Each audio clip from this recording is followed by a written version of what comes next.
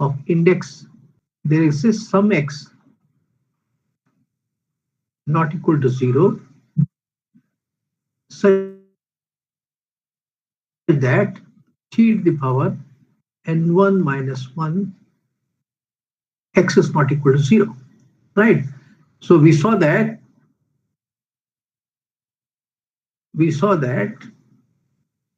if you take this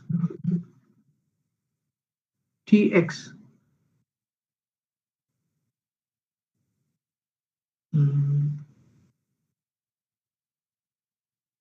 if you take x tx t square x t to the power minus 1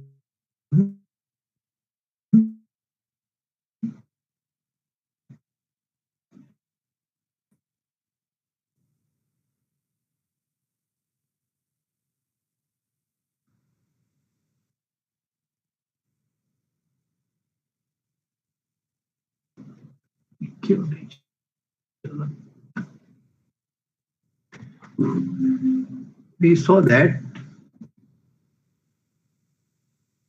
is linearly independent, ठीक है? तो let me go back a little more. We saw that कि if t is a transformation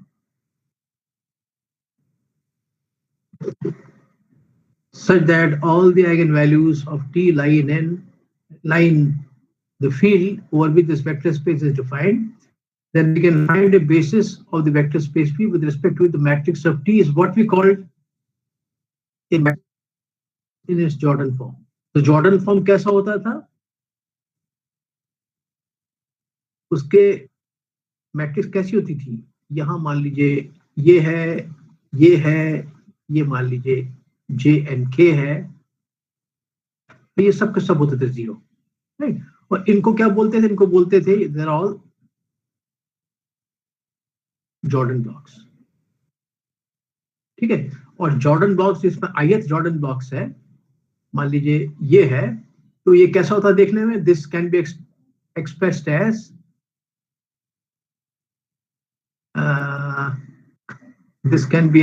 as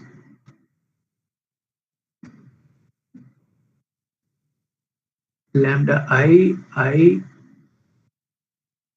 plus n, with this n matrix was a matrix of the form diagonal में 0 0 0 0 0 0 सब जगह, यहां भी सब 0, ऊपर इसके जस्ट बाद 1 था, फिर 0 0 0 जस्ट 1 0 0 0 1 0, ठीक है? और ये तो आपका डायगोनल था, इसके जस्ट ऊपर 1 बैठा हुआ है। ये जो मैट्रिक्स थी, एक ये मैट्रिक्स मिलती थी, ठीक है? तो हम लोग दिखाएंगे ultimately that every transformation over A vector space V और F, अगर इस ट्रांसफॉर्मेशन के सारे के सारे आइगन वैल्यूज लाई करती हैं, then we can find a basis of V with respect to the matrix of T of this form, इसको बोलते हैं जॉर्डन फॉर्म में है, ठीक है? Which comprises of Jordan blocks on the diagonal. तो जॉर्डन ब्लॉक की डेफिनेशन ये होती है विद एनी फिक्सिंग। तो हमने फिर अचानक इसका जिक्र क्यों शुरू कर दिया? इसलिए शुरू कर दिया कि ये जो चीज आपको मिलती है, इसका कनेक्शन इस मैट्रिक्स से है, इसका कोई कनेक्शन इस मैट्रिक्स से है, तो इसका कनेक्शन इस मैट्रिक्स से कैसे है, इसको आप अंदाज लगा सकते हैं ऐसे। ये तो हम लोग प्रूव कर चुके थे, राइट? ये हम लोग देख चुके थे, ये तो हमारी थ्योरम थी, अब हम क्या करते हैं कि मान लीजिए कि हम ये जो हमको लीनियर इंडिपेंडेंट वेक्टर्स मिले, इनका कलेक्शन जो मिला हमको,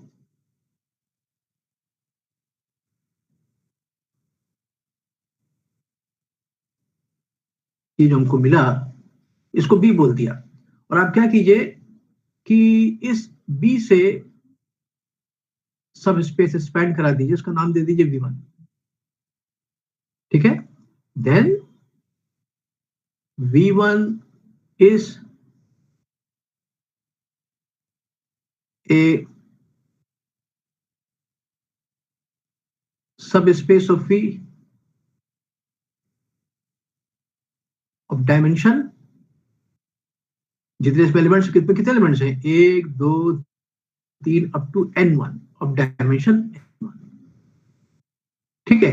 तो अब क्या कीजिए कि ये लीजिए आप V1 से V1 आप ले लीजिए, यू टेक एक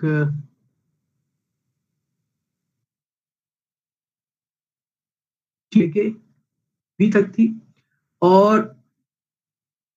V1 इसका सब स्पेस है। तो आप क्या कीजिए कि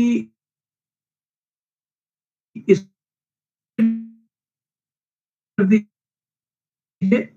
V1 पे, T को रिस्ट्रिक्ट कर दीजिए V1 पे। तो V1 जो है आप देखिएगा, V1 then V1 is a dimension F1, also V1 is invariant, right? Obviously, क्यों है भाई? इन्वेरिएंट की परिभाषा क्या थी कि a subspace like V1 is T invariant if the image of V1 under T remains V1 के बाहर न जाए। तो अब आप जब V1 के एलिमेंट की इमेज लीजिएगा अंडर T, ठीक है, तो V1 का कोई भी जो एलिमेंट है, it can be express as linear combination of x t square x and t to the power minus 1x. So to show that image of V1 and T remains within V1, this will be sufficient to show that the image of each basis element is again within V1. तो आप देखिएगा जब T का इस पे लगाइए या इस पे लगाइए, क्या मिलेगा? अगर आप T को y, since T of पहला एलिमेंट क्या है? x, T of x belongs to B, T of tx कितना हो जाएगा? ये बिलोंग करता है, बहुत ब्रेक हो रही है सर की आवाज, ब्रेक हो रही है। ब्रेक हो रही है तो बेटा उसको तो हम कुछ कर नहीं पाएंगे। It may be because of the connectivity. That can be the only reason.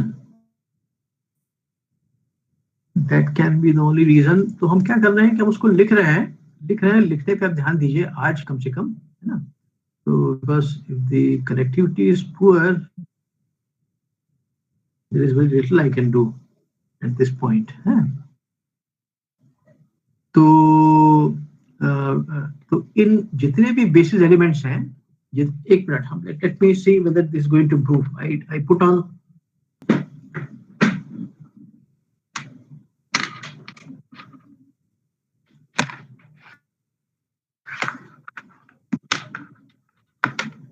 just a moment.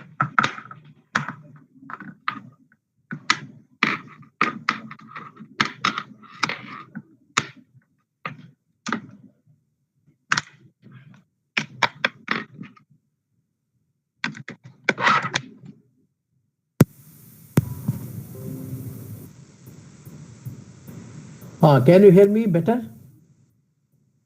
Hello. Yes sir. Yes sir. Sir आपकी आवाज आ रही है, एक minute.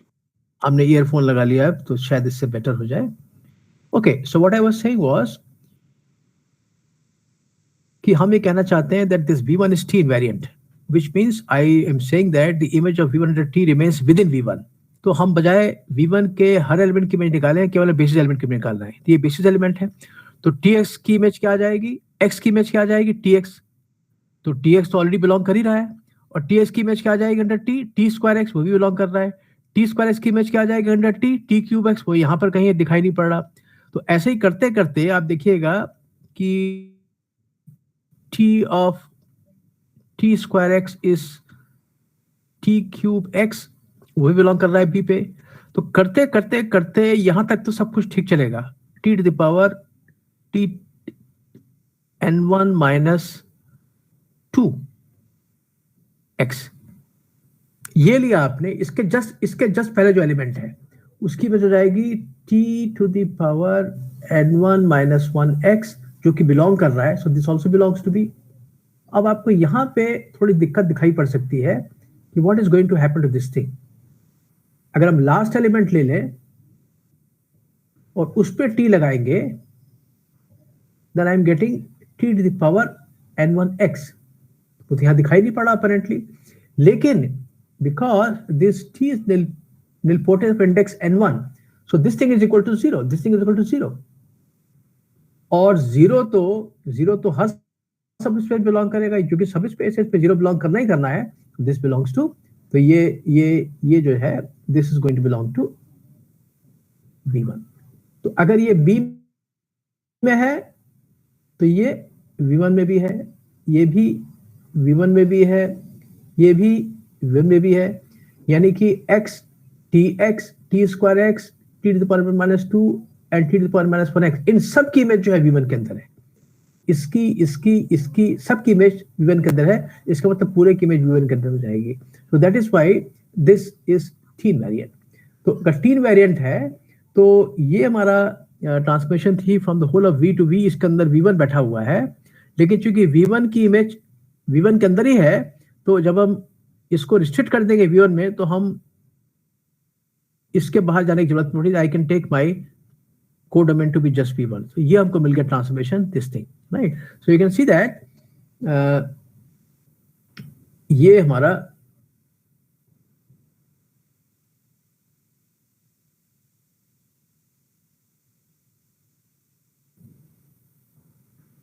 now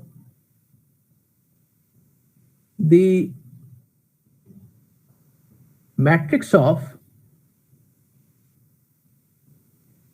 this relative to ordered basis B इस ये है। तो कैसे निकालते हैं? हम सारे बेसिस एलिमेंट की इमेज निकालेंगे, tx, ये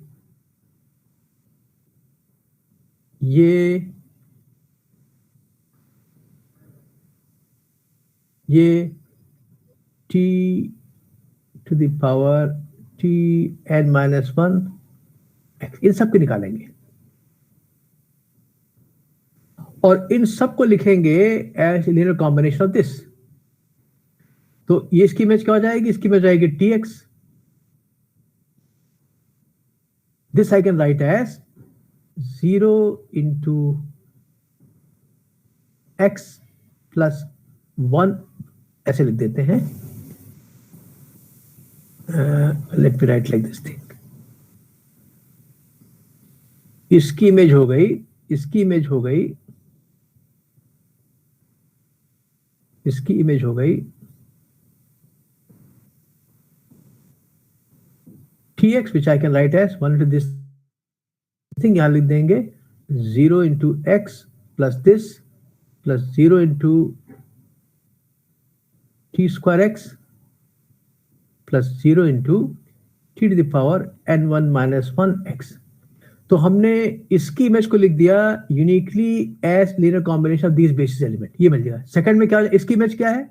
इसकी इमेज है t square x, which I will write as 1 into this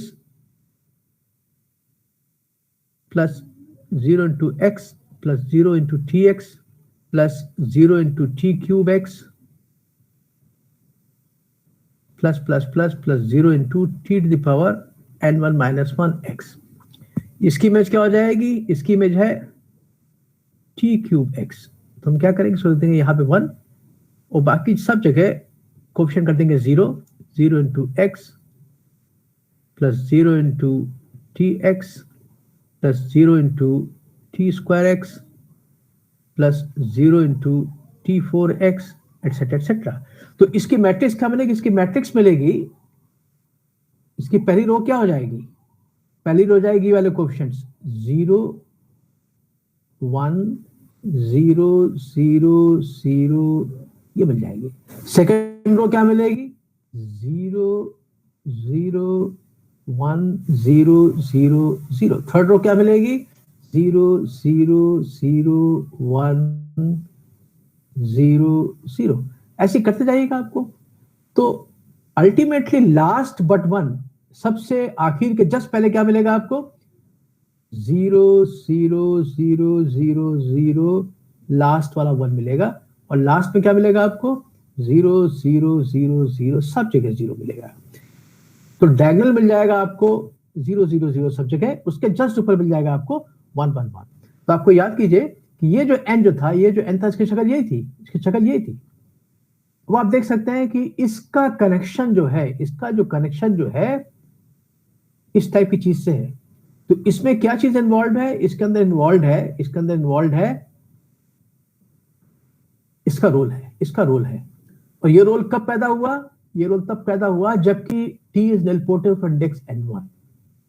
तब आपको एक ऐसे linear independent set of vectors मिल गया, उससे जो आपने सब स्पेस जनरेट कराया V1, और जब T को V1 रिस्ट्रिक्ट कर दिया था जूलियन ट्रांसफॉर्मेशनली, उसकी basis with respect to this basis turned out to be this thing, जो कि n के जैसा है। You can see there is some connection between this thing and this situation. तो ये दिखाने के लिए कि हर लीनियर ट्रांसफॉर्मेशन का अगर वो ऐसी है कि उसके सारे eigenvalues field F apply करते हैं, तो हमको दिखाना है कि एक बेसिस मिलेगी जिसके रिस्पेक्ट में टी की मैट्रिक्स ऐसी होगी, ऐसी होगी, ऐसी होगी। तो इस n को पाने में इस टाइप की सिचुएशन का कुछ रोल है। तो अब हम इसी चीज को और गहराई से देखेंगे कि हम इस जो कनेक्शन जो मिला, how best we can exploit this thing. तो इसमें जो की रिजल्ट है, जिसको वो सबकी जड़ है, उसके बाद मेन रिजल्ट मिलेगा। लेकिन मेन रिजल्ट पाने में हमको एक इस चीज की जरूरत पड़ेगी जिसको हम बोलेंगे थ्योरम, जिसका प्रूफ समय लगेगा उसको निकालने में, लेकिन आपको कुछ आइडिया मिल जाएगा। अब देखिए, हमको यहां पर अगर T निलपोटेंट इंडेक्स n1 है तो हमको एक V1 मिल गया, with this property, right. We are going to show there exist another T invariant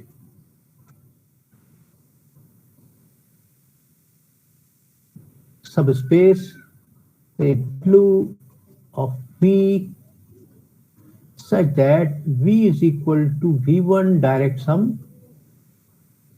W। ठीक है, ये हमारा की रिजल्ट है, कि ये V1 तो हमको मिल गया।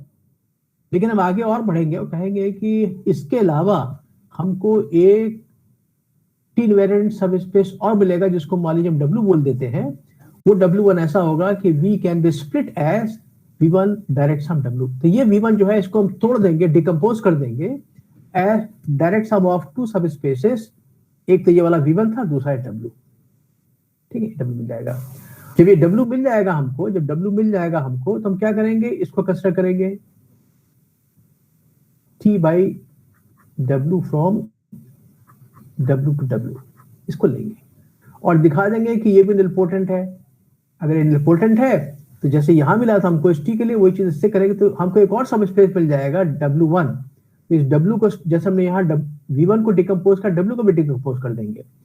फिर वो जो डिकम्पोज मिलेगा उसको भी करते करते हम क्या करेंगे? इस V1 को डिकम्पोज कर देंगे V1 plus something plus something plus something plus something plus something plus something and such that each of these V1 जो भी बाकी मिलेंगे 1 2 3 4 5 जितने मिले वो सब के सब T वेरिएंट है, having a specific property।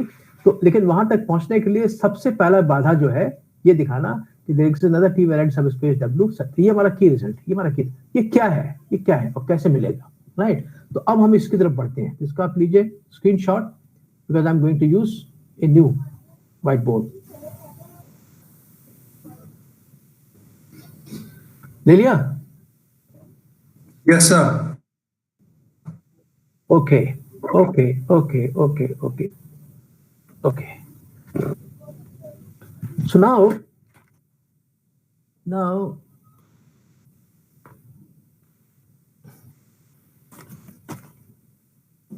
suppose तो छोटे छोटे कई रिजल्ट्स होंगे, उनके मदद से हम ये रिजल्ट प्रूव करेंगे कि हमको W मिल जाएगा शायद V equal to V plus W। तो छोटे छोटे रिजल्ट्स का पहला रिजल्ट ये है, उसको बोलेंगे लेमा।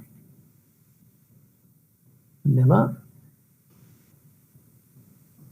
और चाहे तो इसको बोल दें लेमा 1 बोल दें या लेमा 2 बोल दें, कुछ बोले, लेमा 1 बोल देते हैं। चलिए, वो ये कहता है कि late T belonging to AV be nilpotent of index N1. Let ये V क्या था, याद कीजिए, V was a finite dimensional vector space over F। तो मान लीजिए कि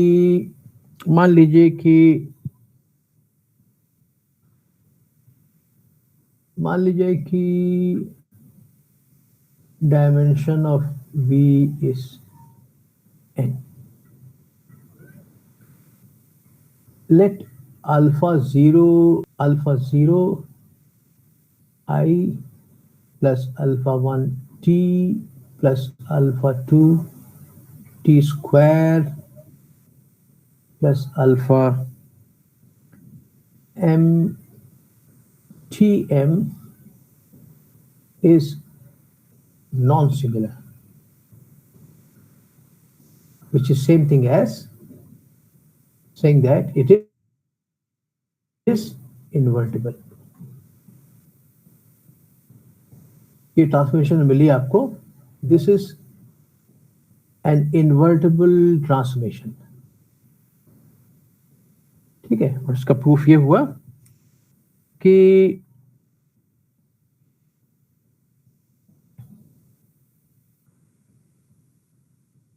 फर्स्ट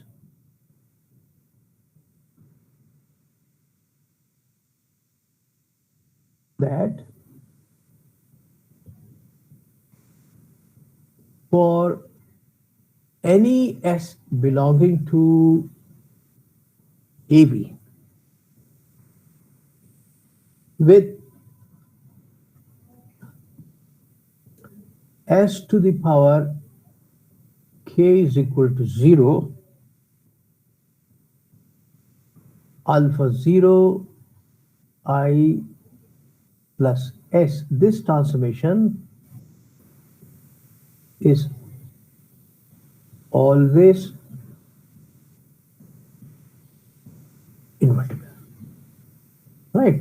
तो हमको दिखाना है कि इसका इनवर्स एग्जिस्ट करेगा, यानी कि एक ऐसा मिल जाएगी that this composite dating is equal to identity। तो इसका इनवर्स निकाल देते हैं।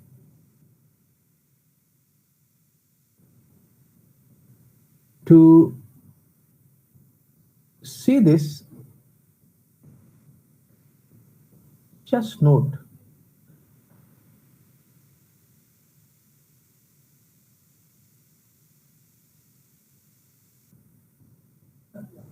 and compose it with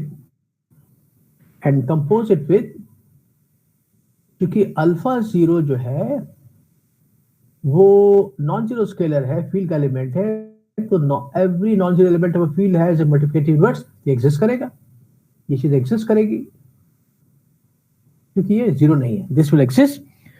so I will take this into the anti transformation minus alpha 0 to the power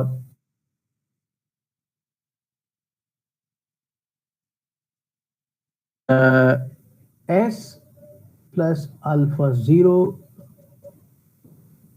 to the power this S squared minus etc plus minus 1 to the power k minus 1 alpha 0 to the power k s to the power k minus 1. Let us see what is going to happen. This हम दिखाना चाहते हैं कि ये इसका inverse है, ये चीज इसकी इनवर्स है। तो क्या दिखाएंगे? This composite this thing to anti transformation. तो क्या मिलेगा हमको? मिलेगा यहां से, पहले इसको शो करते हैं, दिस कंपोजिट दिस, फिर दिस कंपोजिट दिस, फिर this composite this and so on. So you get this composite this means alpha 0 cancel हो जाएगा, I composite I you will get this. पहला तो ये मिलेगा आपको, ठीक है। फिर दिस कंपोजिट दिस में क्या मिल जाएगा? माइनस अल्फा 0 इनवर्स, तो अल्फा 0 माइनस 1 हो जाएगा, I composite S means S.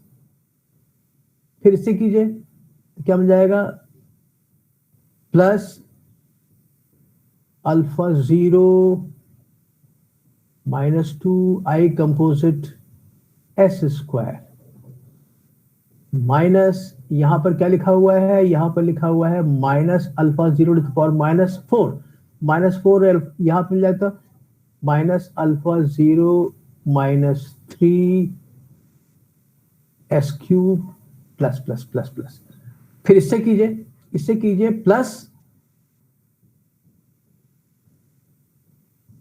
alpha 0 minus 1 s composite I is s because I is a transmission. This into this means minus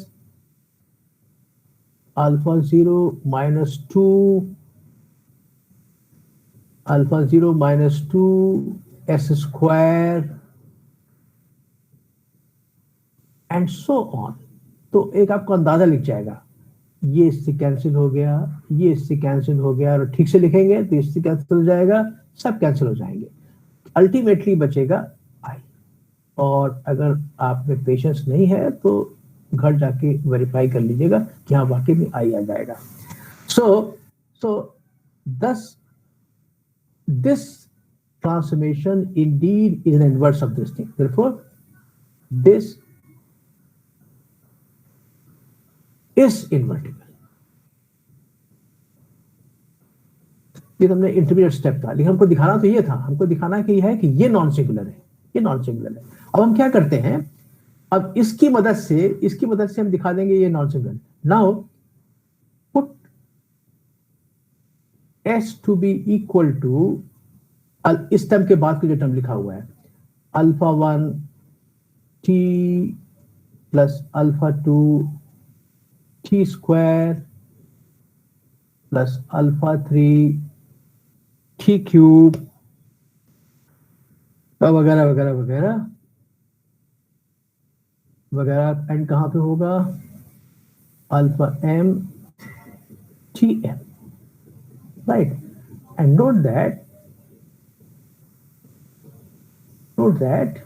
this is nilpotent of index n1. But note that s to the power n1 is equal to 0. क्यों 0 है? जब आप s को s से compose कीजिएगा, s को s से तो क्या मिलेगा? इसमें t की लीस्ट पावर 1 है, उसके बाद 2 है, 3 है, 4 है, तो s इंटू एस में क्या मिल जाएगा? t की लीस्ट पावर 2 हो जाएगी, s इंटू यानी s क्यूब में लीस्ट पावर हो जाएगी क्यूब, तो s इंटू n1 में t की लीस्ट पावर हो जाएगी n1। तो चूंकि निलपोटेंट है, ये निलपोटेंट n1 है, इसका मतलब क्या हो जाएगा कि t to the power n1 is equal to 0। अब हम रिपीट फिर से करते हैं, अगर हम s स्क्वायर करते हैं तो लीस्ट पावर क्या हो जाएगी? t की 2 हो जाएगी, s क्यूब में लीस्ट पावर क्या हो जाएगी? t क्यूब 3 हो जाएगी, s टू द पावर 4 में 4 हो जाएगी, और s to the power n1 में लीस्ट पावर हो जाएगी n1। ये वाली नेक्स्ट पावर क्या हो जाएगी? t to the power n1 plus 1। तो जो ही n1 हुआ, जो ही t to the power n1 हुआ, ये 0 हो जाएगा। अगर ये 0 है तो t to the power n1 plus 1 भी 0 हो जाएगा, because t to the power n1 plus 1 क्या हो जाएगा? t into t to the power n1, ये 0 आपका है, सब 0 हो जाएंगे। तो इस why? Because t to the power n1 is equal to 0। ये सब 0 हो जाएगा। तो ये जो आपने s लिखा, ये कैसी ट्रांसफॉर्मेशन है कि इसकी ये वाली पावर 0 है, और हमने लिखा है कि कोई भी s हो, एनी s, चाहे वो यही क्यों ना हो, एनी s जिसकी कोई पावर 0 है, जैसे कि यहां पर n1 0 है, right, then this thing is always invertible. तो that means alpha 0 plus i will be invertible, लेकिन यहां पर s ही लिखा है। Put note that this thing, hence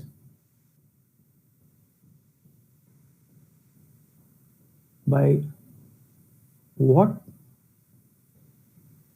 we saw above, alpha 0 I plus s is invertible. That is alpha 0 I, s का full form है alpha 1 t plus alpha 2 t square plus alpha m t to the power m is invertible. So this proves this thing. This is not singular. तो एक तुम्हारा lemma ये हुआ, एक हमारा lemma ये हुआ, इसका स्क्रीनशॉट ले लीजिए।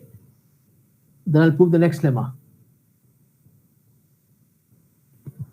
हो गया? Yes, sir. Okay, Yes, sir. Okay, याद रखिएगा कि whenever alpha 0 is a non-zero scalar, then always this thing is non-singular, right? तो ये चीज याद रखिएगा। सवाल करेंगे, क्योंकि अब ये पेज तो तुरंत दोबारा आएगा नहीं, इतना याद कीजिएगा। तो हमारा सेकंड जो लेमा है वो ये है, lemma 2।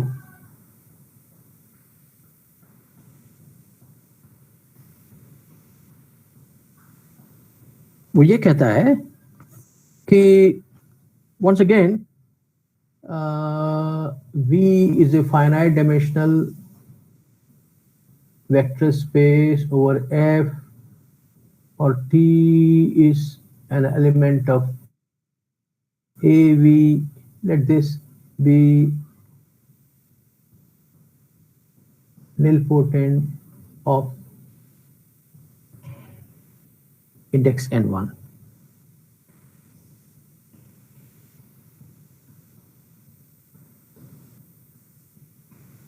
And V be the subspace, जो B था, B क्या था? B बेसिस में क्या था? X था, Tx था, T square X था, T to the power n1 minus 1 X था, where if you remember X was a non-zero vector with t to the power n1 minus 1 x not equal to 0। ये हमारा x था। तो let v be this thing, right? बल्कि v नहीं बोले, v तो हमने यहाँ इस्तेमाल कर लिया, इसको v1 बोल, let v1 be this thing, right? Then if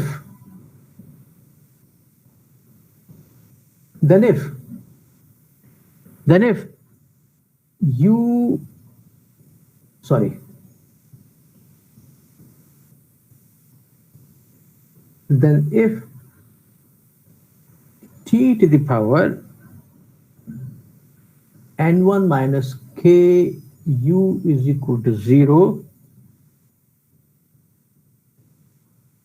for some u belonging to V1, then there exists some u0 again in V1 such that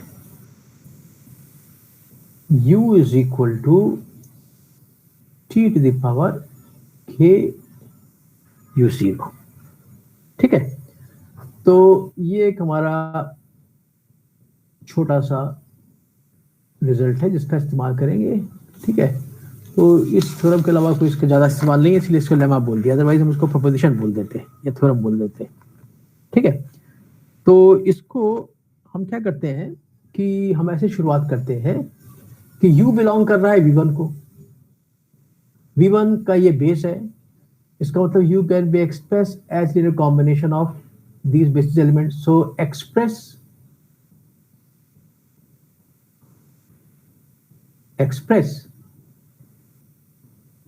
U जो कि V1 का एलिमेंट है as a linear combination of these elements. तो मान लीजिए हमने इसको ऐसे एक्सप्रेस किया, आई राइट इट एज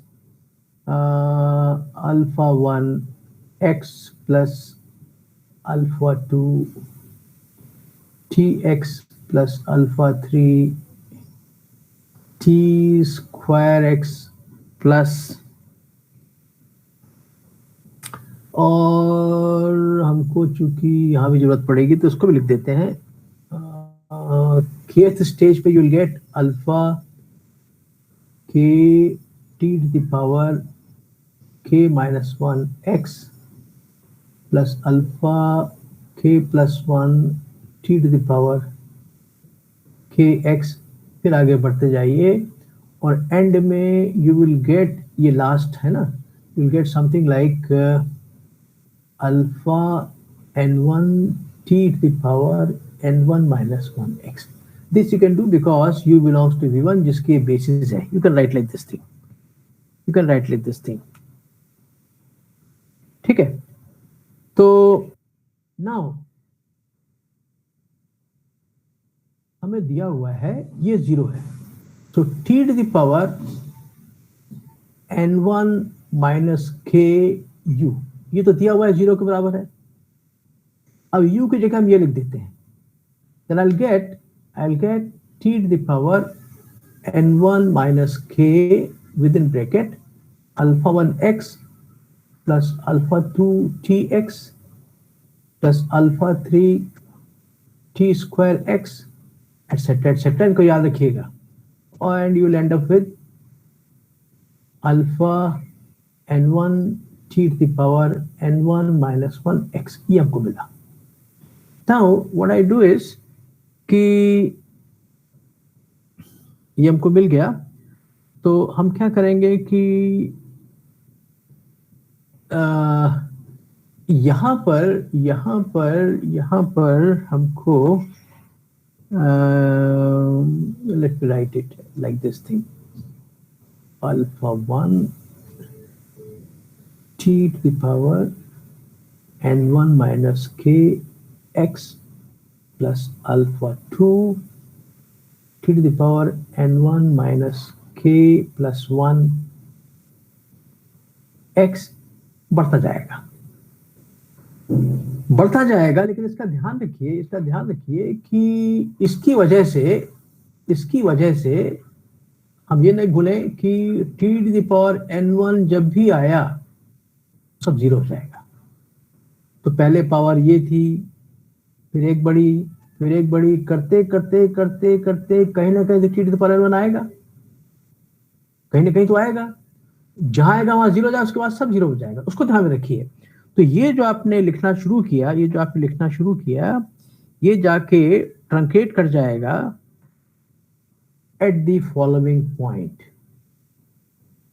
जैसे ये था ना आपका, ये था ना, तो इसमें एक टर्म ये भी था, तो जब आपने यहां पर ये लगाया n1 माइनस k, तो जब इस पे लगेगा t to the power n1 minus k, जब इस पे लगेगा तो क्या हो जाएगा, alpha k plus 1 t to the power n1 minus k plus k करके n1 हो जाएगा, ये तो 0 हो जाएगा, यानी कि ये वाला टर्म पे जब लगेगा तो 0 हो जाएगा। इसके पहले तक तो मिलेगा, उसके बाद सब 0 मिलेंगे। तो इसलिए लास्ट टर्म क्या मिलेगा, लास्ट टर्म आपको मिलेगा alpha k t to the power n1 minus k plus k minus 1, तो k के कैंसिल हो जाएगा, मिलेगा आपको n1 माइनस 1। ये ध्यान रखने की बात है कि इसके बाद कुछ नहीं मिलेगा, बिकॉज ऑफ दिस थिंग कुछ नहीं मिलेगा, यहीं पे आपका बंद हो जाएगा। अब इसमें से सबसे छोटी पावर तो ये है, इसको बाहर निकाल लीजिए, इसको लिख दीजिए आप t to the power n1 minus k, अंदर क्या बचेगा, alpha 1x plus alpha 2tx plus जो भी मिले, हमें इससे मतलब नहीं है, डिटेल हमारा कोई इंटरेस्ट नहीं है, right. I will write like this thing. हम क्या करते हैं कि ये जो है इसको बोल दीजिए u0 which is equal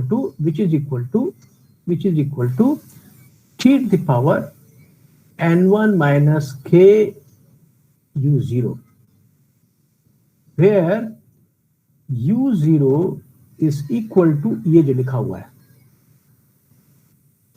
alpha 1x alpha 2tx, ये जहां तक भी जाए, ये वाली चीज लिखी हुई है यहाँ पर, ये वाली चीज लिखी हुई है, right. And you can see that this u0 is a linear combination of x, tx, t square x, ये जो एलिमेंट्स हैं, जो कि बेसिस के एलिमेंट्स हैं, इनका लीनियर कॉम्बिनेशन इवन के अंदर जाएगा, right, where this and clearly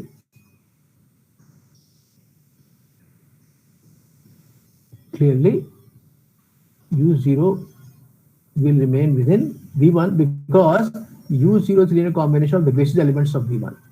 तो आपने क्या किया कि this is going to happen.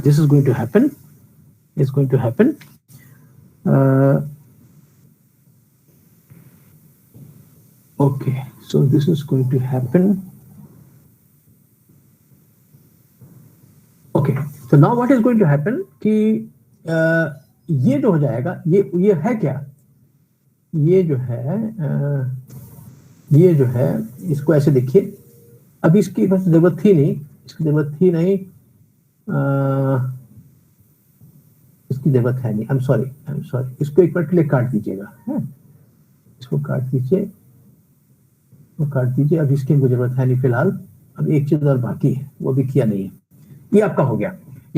Late me write it as alpha 1 t to the power n1 minus k x plus alpha 2 t to the power n1 minus k plus 1 x plus कहां तक जाएगा, last term क्या होगा बताइए,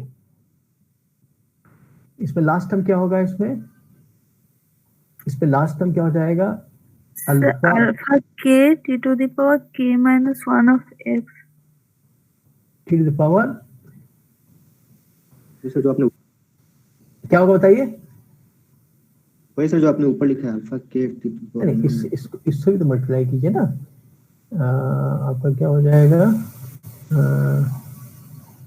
alpha के whatever, हमको इसका मतलब भी नहीं है, ठीक है। हमारा मतलब ये है कि इसका लीनियर कॉम्बिनेशन, इसका लीनियर कॉम्बिनेशन मिल जाएगा आपको, राइट। अब ये जो पावर मिलेगी ये आपकी इससे अधिक नहीं होगी, राइट। तो ये जो है ये आपका लीनियर इंडिपेंडेंट है, राइट।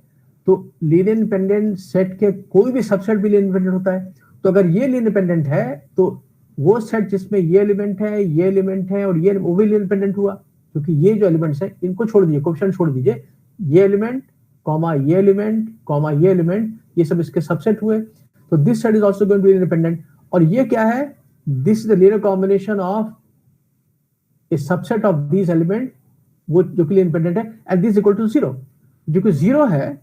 और सो यूजिंग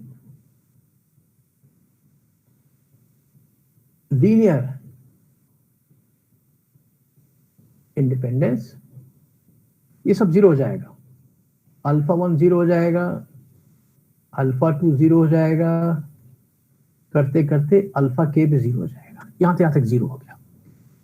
अब आप फिर इस पे वापस आ जाइए, अगर इसको बोल देते हैं, so hence 1 reduces to u is equal to, अब इसको लिखने की जरूरत तो है नहीं, तो 0 हो गया, ये भी 0 हो गया, ये भी 0 हो गया, ये भी 0 हो गया, यहां से स्टार्ट होगा, अब हो जाएगा अल्फा k plus 1 जगह नहीं मिली लिखने की। अल्फा के प्लस 1 ये सर्वाइव करेगा, ये सर्वाइव करेगा, ये सर्वाइव करेगा, ये सब खत्म हो गए, ये सब खत्म हो गए, ये सब खत्म हो गए, ये सब खत्म हो गए। तो alpha k plus 1 t to power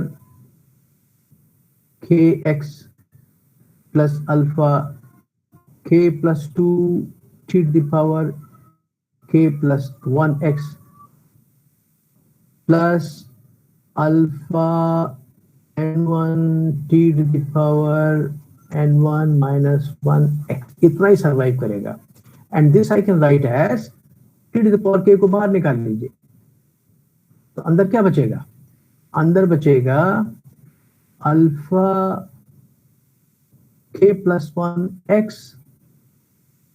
plus alpha k plus 2tx plus alpha n1 t to the power k बाहर निकाल लिया तो क्या हो जाएगा? n1 minus k minus 1x, ये बचेगा आपको। And this you can write as t to the power k। इस पूरी जगह पे लिख दीजिए, इस पूरी जगह पे लिख दीजिए, मान लीजिए u0, इसको संक्षेप में u0, this I can write as u0, where this u0 क्योंकि ये इसके बराबर है, this linear combination of x tx t to the power n1 minus k minus 1, ये सब के सब यहाँ पर लाई करते हैं, ये सब के सब लाई कर रहे हैं यहाँ पर, ये सब के सब यहाँ लाई कर रहे हैं, राइट। तो x पीस पे है, tx पीस पे है, t स्क्वायर पीस पे है, और कहीं ना कहीं ये भी होगा, यहीं कहीं बीच पे, कोई इसके पहले कहीं होगा। तो चूंकि ये इनके कुछ एलिमेंट्स का लीनियर कॉम्बिनेशन है और ये इससे स्पैंड है, तो इसका लीनियर कॉम्बिनेशन भी v1 के अंदर होगा। So this u is going to belong to v1, is going to belong to v1, right?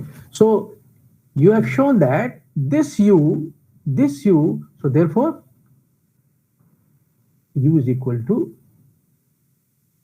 t to the power k u0, जो कि आपको दिखाना था, ये दिखाना था आपको कि there exists some u0 such that u can be written as t to the power k u0। तो ये हमारा सेकंड लेमा हो गया। तो ये दो छोटे छोटे रिजल्ट्स हैं जिनका हम इस्तेमाल करेंगे नेक्स्ट टाइम। ठीक, इसका स्क्रीनशॉट लीजिए तो हम बताते हैं। Please take the screenshot of this thing. Yes sir, हो गया। ओके, सो नाउ अब इसके बाद हमारा जॉर्डन कैनोनिकल फॉर्म को सीरियसली प्रूव करने की शुरुआत होती है। हमने छोटे छोटे रिजल्ट्स सब कलेक्ट कर लिए हैं जिनको हम इस्तेमाल करेंगे। तो जो पहला हमारा जो मेजर रिजल्ट होगा, अब उसको थ्योरम बोलते हैं। ठीक है, क्योंकि ये मेजर रिजल्ट है और यही एक तरह से हमारी धुरी होगी जिस पर हम और बड़ा रिजल्ट बेस करेंगे। सॉरी क्या लिख दिया हमने? थ्योरम ना कि थ्योरी नहीं, theorem. So my next major result, जो कि शायद आज तो होने का प्रश्न ही नहीं है, लेकिन आइडिया देते हैं क्या करना है। Theorem, right. So let t belonging to this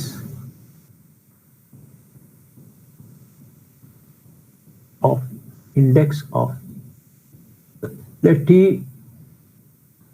क्या लिख रहे हैं हम? Let this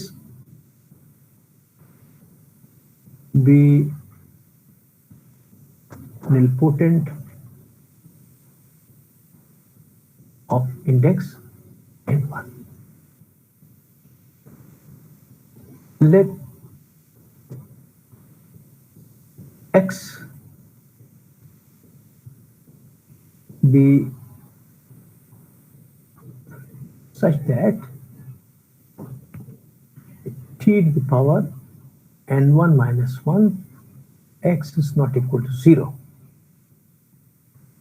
Let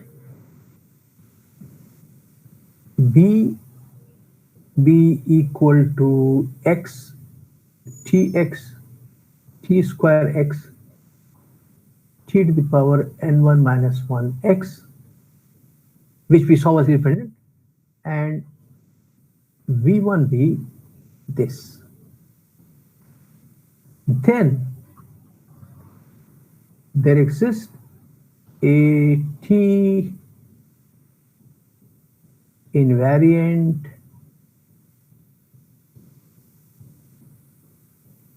subspace W of V such that V is going to be equal to V1 direct sum W. ये हमारा मेन रिजल्ट है, हमारा मेन रिजल्ट है, ये मेन कंक्लूजन है. आपको याद दिला दे, what is the meaning of this thing, right? V is said to be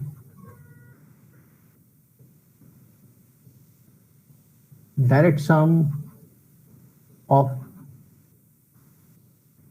subspaces V1 and V2 if V is equal to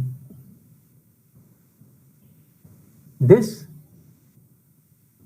and V1 intersection V2 consists only of this thing, right? We then write V is equal to V1 direct sum. So आपने किया होगा, right? इसको बोलते हैं direct sum, right? इसको बोलते हैं direct sum of V1 and V2, जिसका मतलब होता है V is the sum of this thing. That means each element of V can be expressed as some element of V1 plus some element of V2. और साथ साथ ये भी होना चाहिए that V1 intersection V2 is equal to this thing. Then we say that this direct sum. और एक और चीज आपने पढ़ी होगी, ओके, बैटरी सेवर बोर्ड. एक चीज आपने और पढ़ी होगी कि ये रिजल्ट आपने पढ़ा होगा बीएससी में, वो ये है V is direct sum of this thing if and only if each V can be uniquely expressed as V is equal to V1 plus V2, where V1 belongs to capital V1 and V2 belongs to capital V2.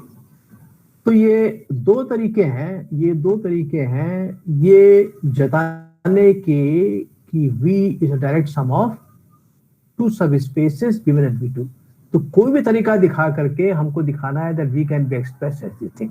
या तो ये दिखा दें कि एक subspace W है such that each element can be expressed uniquely as an element of this thing plus an element of this thing. या ये दिखा दें कि V is this sum and V1 intersection W is equal to 0. तभी हो जाएगा, right? तो हमारा जो प्रूफ जो होगा इसमें, तो प्रूफ की सबसे पहली बाधा क्या होगी, हम W क्या लें? W के बारे में कोई क्लू नहीं है, V1 तो दिया हुआ है. How to choose this W? तो पहला हमारा जो प्रूफ होगा उसका मेजर पार्ट ये होगा कि हम W को क्या चुने. एक बार W को चुन लिया तो आपको ये दिखाना पड़ेगा प्रूफ का रिमेनिंग पार्ट आपका चुनाव सही है.